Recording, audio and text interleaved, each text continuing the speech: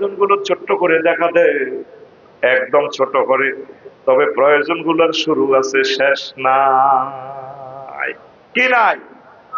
প্রথমে ছোট্ট করে দেখা দেয় দুনিয়ার প্রয়োজন কি? অন্ন, বস্ত্র, বাসস্থান।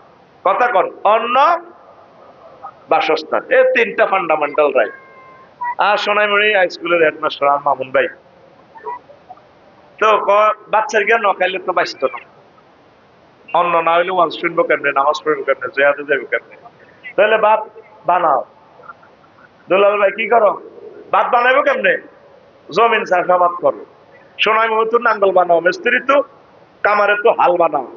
গরু কিনবেলে দপ্তরাত গরু বাজার যাও, দালাল ধরো, বাজারে বাজারে গরু টোকাও, আহা আলিখের টোকাও।